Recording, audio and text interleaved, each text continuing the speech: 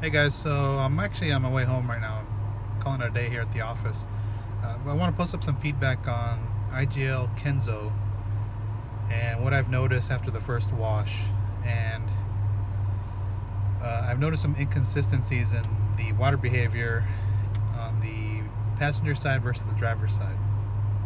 And before I get into that, I've been applying coating since 2008, and on occasion I will still have issues, mostly high spots, but again, easily resolved. It's not the end of the world. It's going to happen, especially if you're learning coatings.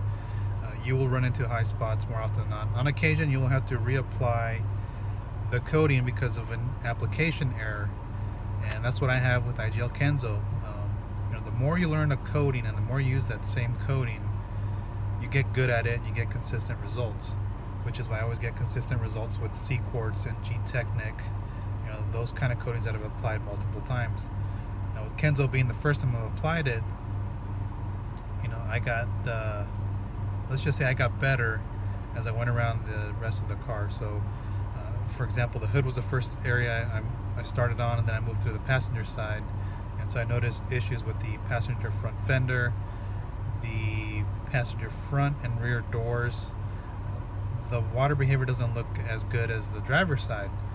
On the driver's side, the coating works fantastic. Real tight water beading, crazy water behavior, and the sheeting properties are just they're just fantastic. I mean, I was able to sheet rinse a panel and no water on it, and that's how good Kenzo is. And on the driver's side, it's the opposite. It's like if the coating is dirty and you try to sheet rinse it, or the water kind of sticks to it, and that's what I see on those other areas that I've mentioned. I even have a spot on the trunk that I completely missed coating. It's a small little square in there.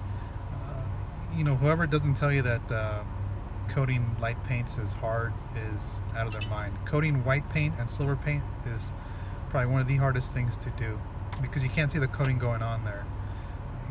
Black paint, you can see a coating going on there just perfectly. You can see the rainbow and all that stuff, but white paints and silver paints are much harder to coat than anything. The thing is, I don't have enough coating in the Kenzo kit to reapply all those areas, because the Kenzo kit is only 20 ml bottles of each base and top, and I don't have enough top to go on those coatings. I may have enough base, but again, I don't really have that much on there. And I'm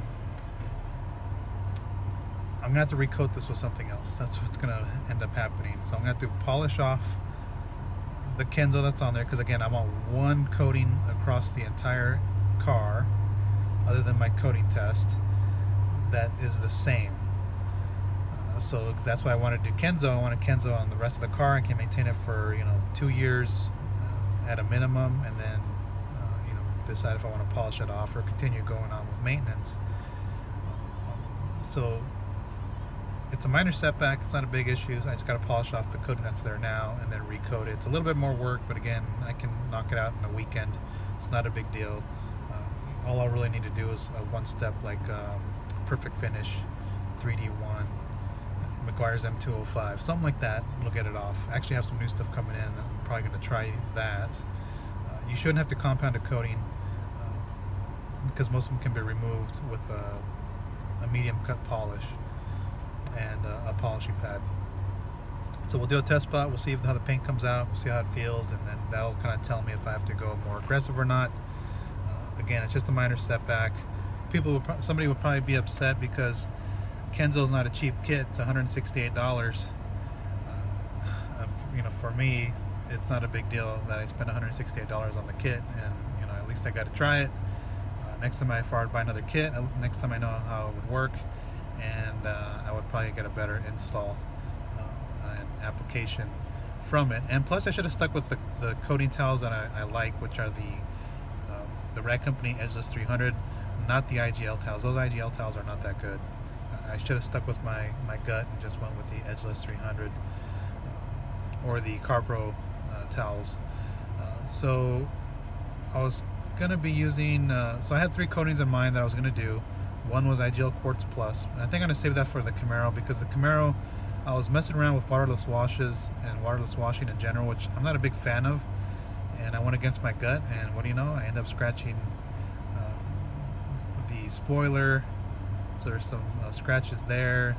The black sail panel, which is already soft, has some minor scratches on there, and also the front bumper and a little section, and a couple spots on the hood. So I'm gonna have to repolish that one. I had the C-Quartz triple stack, which I call UK 3.0, topped with TiO2. This is before SIC came out, and then topped with Gliss, and it was working just fine. I like that combination. I would do it again with SIC. So I think I'm gonna put IGL Quartz Plus on that car and then just maintain it. And then for my Grand Prix, I was either thinking PNS Legend topped with Soul, which I think you guys will probably be looking forward to use that combination. And I just maintained that for like a couple of years. You know, it's a 5-year rated coating, but I'm looking really to get two years before I have to repolish and kind of gloss up the paint again, because you are going to lose some gloss over time. And then the other option would be to do the Glassparency Graphene and then maintain that with their silica spray, and you know, once or twice a year hit it with their graphene spray coating after a chemical decon. If I do the PNS Legend Soul, I would just maintain with whatever spray topper I so choose to try at that point, because I'm not going to invest in Beadmaker. I think Beadmaker is good. I just don't have a need for it. From what I have, I can get by just fine. Whether that's CarPro Echo or Elixir or you name it, even those graphene spray detailers will work just fine. So that's what I'm leaning towards, is PNS Legend and Soul. I'll put a pinned comment and kind of just leave those two options. I don't really want to use the Jax Wax. I don't really have a desire to use the Jax Wax as a coating on anything at this point. I think the other two are kind of really interested in kind of seeing longevity and performance issues, and I don't want to do half the car with one coating or the other. Like I said, I want one coating across the entire painted surface. Like I said, other than the roof that has the various coatings to test. So that's what just an update on the Kenzo issue.